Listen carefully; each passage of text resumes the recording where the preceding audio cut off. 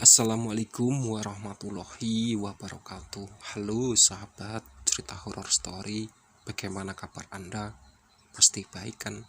Di kesempatan kali ini kita akan melanjutkan cerita misteri Gunung Lawu selesai ya. Sebelum cerita kita mulai, alangkah baiknya tekan tombol like, subscribe, dan komen. Oke, langsung ke ceritanya. Ini jam berapa sih? Tanya Leona yang membuat seluruh sorot matanya memandanginya. Gue gak pakai jam, lo tahu sendiri kan, jam gue udah dibuang tadi. Jawab Ferdi yang menghangatkan suhu tubuhnya di dekat api unggun buatan Fahri dan Angga. Sila melihat arloji yang ada di pergelangan tangan Fahri. Nah itu, lo ada jam Ri? Jam berapa sekarang? Fahri diam seolah tidak mendengar perkataan Sila. Fahri sedang membakar kayu untuk api unggun di hadapannya. Lalu Arga menyenggol lengan Fahri yang berada di sampingnya. Fahri, lo denger gue kan? Sila memastikan. Fahri menatap Sila sebentar, kemudian melirik arloji di pergelangan tangannya. 10, jawabnya singkat. 10 apa? Pagi. Lo yakin? Sila seperti tidak percaya dengan ucapan Fahri, karena baginya jam 10 pagi kok keadaannya masih gelap begini. Mau hujan kali Sil, saut Arga. Tak lama kemudian memang benar ucapan Arga. Suara gemuruh petir terdengar di atas langit. Rintik-rintik air mulai membasahi satu persatu kulit mereka. Mau berteduh di mana nih? Teriak Leona karena lama-kelamaan tubuh mereka telah basah kuyup akibat diguyur hujan. Ikut saya, perintah Fahri kemudian diikuti oleh Sila, Leona, Arga, dan Feby. Sejujurnya Feby masih ragu dengan Fahri. Itu memang Fahri atau... Fahri mengajak mereka ke sebuah pondok yang jarang sekali mereka temui di hutan Gunung Lawu. Cukuplah untuk mereka berteduh sementara. Keadaan di sini cukup gelap, tidak ada sama sekali penerangan. Ri, kok lo tahu banget dengan pondok ini? Tanya Febri. Fahri diam saja, seolah tidak mendengar pertanyaan Febri. Apakah seorang Fahri mendadak jadi tuli? Fahri, ditanyain tuh sama Febri. Leona menyenggol lengan Fahri yang berada di sampingnya. Feeling, jawabnya singkat. Kenapa Fahri makin kesini makin aneh? Dia kok kayak jadi robot, hanya mengucapkan 1 atau 2 kata. Berjam-jam mereka menunggu hujan reda, hingga tak tepat terasa maghrib menjelang. Arga memutuskan untuk bermalam di pondok ini, karena hanya inilah tempat yang cocok untuk berlindung. Duh, mereka udah 3 hari gak balik-balik, keluh Fahri pada Joshua.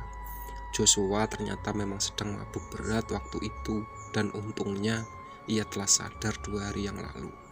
Iya, benar juga kau. Atau jangan-jangan mereka tersesat. Kita turun duluan aja gimana? Kita minta bantuan sama orang-orang. Fahri memberi saran. Apalah kau ini memang orang yang tidak setia kawan. Janganlah begitu. Kita harus cari mereka. Jangan diam saja, tugas Joshua. Karena merasa tidak enak dengan ucapan Joshua barusan, Fahri menyetujui saran Joshua. Mereka pun membawa peralatan mereka dan mulai menyusuri jalan untuk mencari keberadaan teman-temannya.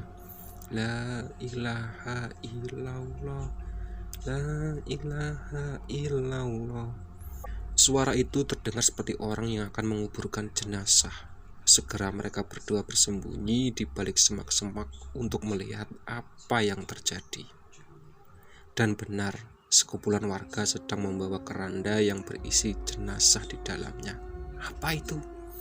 Itu jenazah yang mau dikuburkan, tapi gue gak tahu pasti, jawab Fahri. Tidak mungkin sekali kan ada orang yang mau dikuburkan di tengah hutan kayak gini, timpal Joshua. Kita ikutin. Fahri menatap Joshua untuk menunggu jawaban darinya. Kemudian Joshua mengangguk. Dengan segera mereka berdua mengendap-endap mengikuti warga yang sedang membawa keranda tersebut. Mereka terus mengikuti warga tersebut tanpa tahu arah, hingga tiba-tiba semua warga tersebut menghilang dan terdengar hanyalah suara mereka. Dam, apa yang gue lihat tadi? Ucap Fahri, tiba-tiba sekujur tubuhnya merinding. Waduh, merinding aku anjir, saut Joshua. Pukul 8 malam sesuai arloji yang dikenakan oleh Fahri, hujan reda. Yang tersisa hanya embun-embun yang menyelimuti pandangan mereka seperti kabut tebal. Gue lapar, celetuk Leona dan diikuti anggukan oleh Sila. Karena Iba, Arga dan Fahri memutuskan untuk mencari sesuatu yang bisa dimakan, walaupun pencarian mereka terlabui oleh kegelapan. Gue ikut, gue, teriak Feby. Arga melarangnya untuk mengikuti. Sebaiknya kita di sini menjaga kedua temannya. Fahri aja yang tinggal, kan dia cowok. Biar dia yang jagain Leona dan Sila, please. Ide Feby ada benarnya juga. Arga mengangguk ucapannya, lalu mereka pergi mencari makanan yang layak dimakan. Rio, lo gak kasihan sama Joshua yang sendirian di dalam tenda? Tanya Sila, namun sepertinya Fahri tidak mendengar. Helo Ri, lo budak atau telinga lo yang gak ada masalah? 5 jari Leona berhadapan dengan Fahri dengan muka datarnya. Dia mabuk, jawab Fahri singkat. Keadaan hening, sunyi dan sepi, yang terdengar hanyalah suara jangkrik dan lolongan anjing yang samar-samar. Fahri, lo tumben gak sholat isya? Biasanya lo tepat waktu banget, tanya Sila. Fahri tetap diam dengan pandangan lurus ke depan. Tuh kan kumat, memang budek kali, celetuk Leona. Sila menatap Fahri dengan kebingungan. Tak biasanya Fahri jadi sangat pendiam macam ini. Keadaan kembali hening hingga suara perut Leona yang gemuruh sangat terdengar di telinga Fahri dan Sila. Leona cengengesan. Hehehe, perut gua udah gak bisa dikontrol. Yakin nih kita berdiam di sini? Tanya Fahri.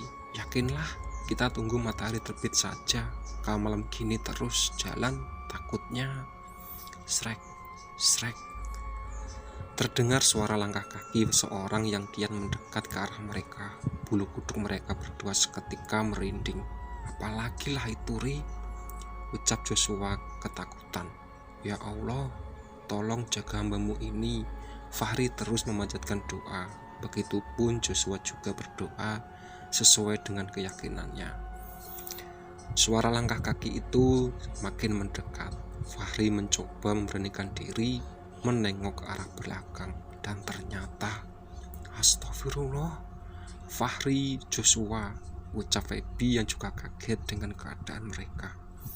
Fahri dan Joshua menghela nafas lega. Ternyata suara langkah kaki tersebut adalah langkah kaki Arga dan Feby. Bukan mereka seperti apa yang mereka bayangkan sebelumnya. Fahri tersenyum. Akhirnya kalian ketemu. Ngapain kalian di sini? Joshua, bukannya lo jagain tenda kita? Tanya Arga yang kebingungan. Jagain tenda? Ngaco lo. Gue dari tadi sama Fahri. Teruslah Ar, jawab Joshua. Iya, gue tadi sama Joshua lagi nyari kalian, ucap Fahri. Feby semakin bingung. Sila dan Leona, mana Ri? Kan sama kalian lah. Sejak tadi gue sama Joshua terus. Jadi yang di pondok. Arga langsung berlari menuju pondok yang disinggahi oleh Sila. Leona sesuatu yang mirip dengan Fahri. Arga tunggu. Feby pun ikut berlari disusul dengan Fahri dan juga Joshua. Mereka berlari seperti takkan pernah sampai di pondok disinggahi oleh 2 sahabat dan sesuatu yang menirukan Fahri. Arga, teriak Feby tiba-tiba karena ia masuk di dalam lumpur hidup. Fahri dan Arga sontak menoleh ke belakang, mendapati Feby yang terjatuh sedang dibantu oleh Joshua. Dengan segala cara yang dapat dilakukan, akhirnya Feby terselamatkan, walaupun tubuh yang sudah kotor terendam oleh lumpur. Lain kali hati-hati ya, ucap Fahri. Gimana mau hati-hati? Kalian aja cepet banget larinya, dumel Feby. Kita nggak punya banyak waktu. Sebelum Sila dan Leona kenapa-napa, tugas Arga. Kemudian mereka melanjutkan mencari pondok tersebut walaupun tak akan pernah sampai. Ih, kok Arga sama Feby lama banget cari makanannya? Tanya Leona yang mulai gelisah karena cacing-cacing di dalam perutnya mulai memberontak. Sila melihat sesuatu yang menarik perhatian di dekat sepatunya. Ia ambil dan, loh, ini kan kalung yang waktu itu pernah dipakai sama Akila, batin Sila. Nah, ini kalung Akila kan? Leona mengambil alih kalung yang berada di tangan Sila. Iya, gue inget banget pas waktu bikin video dia pakai kalung ini. Berarti Akila ada di sekitar sini dong, ucapnya sambil melihat ke sana kemari. Lalu Leona terfokus melihat Fahri yang perawakannya tiba-tiba lusuh. Fahri, lo nggak apa-apa kan? Tegur Leona pada hari yang tertutup dan dia membisu. Fahri. Sila mencoba menegur dan mendekatinya. Begitu Fahri mengangkat wajahnya, wajah yang rusak penuh dengan darah terlihat. Sosok tersebut tiba-tiba membawa celurit yang entah dari mana sudah berada di genggam tangannya. Sontak Sila dan Leona melompat dari pondok itu dan berlari tanpa tahu arah. Sedangkan sosok itu terus berjalan mengejar mereka walaupun agak sedikit pincang. Astagfirullahaladzim, kita mau berlari kemana Sila? Teriak Leona dan ketakutan menitikkan air mata. Aku juga nggak tahu, jawab Sila panik. Mereka terus berlari dan tiba-tiba sosok tersebut kini berada di hadapan mereka. Sila dan Leona jatuh tertunduk. Sil, gue nggak mau mati, ucap Leona. Sosok tersebut berjalan menghampiri mereka dan juga menggeser mundur ke belakang. Sila, teriak Leona. Astaga Leona. Leona terjatuh ke dalam jurang yang begitu dalam. Yang tersisa sekarang hanyalah Sila dan sosok tersebut. Tolong, tolong, teriak Sila ketakutan. Teriakannya tersebut membuat Arga, Feby, Fahri dan Joshua mendengarnya. Dengan segera mereka mencari di mana asal suara tersebut. Itu suara Sila, ayo kita cari. Hei kalian. Suara serak tersebut terdengar dari arah belakang. Mereka berbalik dan mendapati sosok kakek tua yang lain adalah Kuncen Gunung Lawu ini. Kek, tolongin kita, teman kita dalam bahaya, pinta Feby yang memohon-mohon pada kakek tua itu sambil memegang tangannya. Ya, saya sudah tahu, makanya saya datang kemari. Ayo kita cari mereka, ucap kakek tersebut. Arga, Fahri, Joshua dan Feby mengekorkan dari belakang. Tak lama kemudian mereka melihat Sila yang sedang duduk memeluk lutut tanpa ada sosok yang mengerikan itu. Kakek itu tersenyum. Sila, Arga langsung menghampiri Sila dan memeluknya. Kamu nggak apa-apa? Sila mengangguk dengan tubuh yang gemetar. Di mana Leona? Tanya Febri. Dia jatuh dalam jurang sana, ucap Sila dengan terbata-bata. Apakah kalian di sini telah berbuat dosa? Tanya kakek itu tiba-tiba. Mereka pun terdiam. Saya tanya sekali lagi, apakah kalian telah berbuat dosa? Tanya kakek tersebut tegas.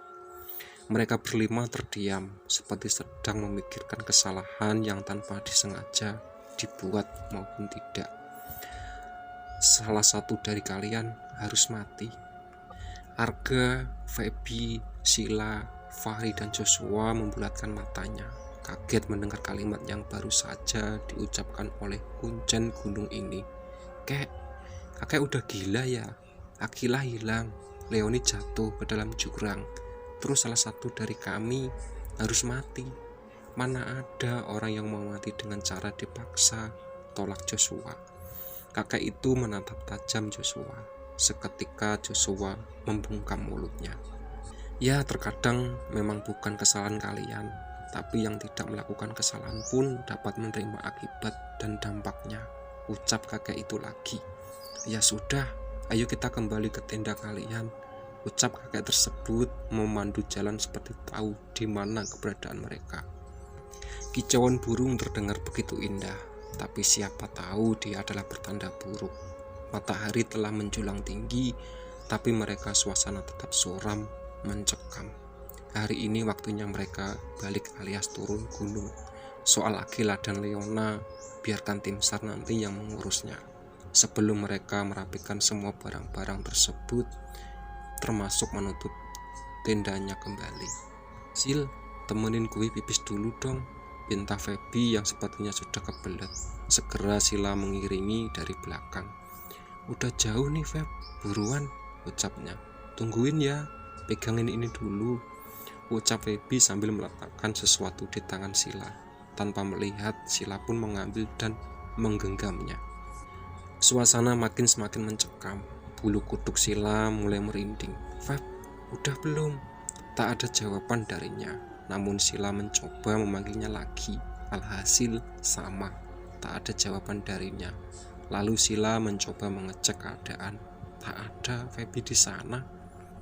Lalu siapa itu? Sesuatu yang ia genggam adalah kalung yang pernah ada di Akila. Ia baru sadar ternyata bukan Feby. Waktu Sila berbalik, sosok yang membawa celut itu hadir. Sila segera berlari entah kemana. Sepertinya sosok itu sangat mengincarnya. Sila terjebak di dalam buntu. Ia tak bisa kemana-mana. Yang ada hanyalah Sila dan sosok serta bunyi suara monyet yang saling bersautan. Tidak, saya tidak mengganggumu. Saya tidak mau mati, ucap Sila yang telah ketakutan setengah mati. Sosok itu berjalan mendekati ke arah Sila. Jantung Sila terus berdebar. Tolong. Walaupun tidak akan yang ada mendengar, setidaknya Sila masih berusaha terus hidup. Namun sayang, celurit itu telah terhempas di leher Sila, sehingga membuat tubuh dan kepalanya terpisah. Ya, beginilah akhir cerita dari Sila yang masih berstatus pacar Arga. Sedangkan di tenda, Jo, lo lihat Sila nggak? Tanya Arga. Joshua memandangi keadaan sekitar. Feby mana, Sila? Teriaknya pada Feby yang masih mengumpulkan sampah. Gak lihat, teriaknya juga. Bukannya dia tadi sama lo? Mulut lo asal bunyi. Gue dari tadi ngumpulin sampah nih, jawab Feby. Karena masih penasaran, Joshua dan Arga menghampiri Feby yang sedang mengumpulkan sampah. Namun Feby tetap bersikeras tak mengetahui di mana Sila, karena memang benar Feby tidak tahu. Setahunya Sila lagi beresin tenda, tapi kok tiba-tiba nggak ada. Arga meremas rambutnya sendiri. Ia pun menghampiri Kuncen yang sedang meminum kopi hangat sambil menikmati sunset. Kayak gimana ini? Arga setengah kesal. Kuncen itu meletakkan secangkir kopinya. Dia sudah ditelan dunia gaib, jawab kakek itu tenang. Apa? Ucap Arga, Feby dan Fahri dan Joshua serentak. Kenapa nggak saya aja yang jadi korban? Kenapa harus dia? Bentak Arga. Kalung itu menginginkannya, ucap kakek itu. Feby, Joshua dan Fahri mencoba meredam emosi Arga. Sudah siap, ayo kita turun sekarang, ajak kakek itu. Lalu bangkit dari duduknya. Mereka pun mengangkat karirnya dan segera mengikuti arah-arah jalan kakek itu. Sejujurnya mereka bingung. Emang kalung itu punya siapa sih? Di perjalanan mereka menghibai kakek itu dari belakang. Aku curiga sama dia. Jangan-jangan dia Kuncen gadungan, celetuk Joshua. Shh, gak boleh begitu, ucap Fahri. Kenapa ya?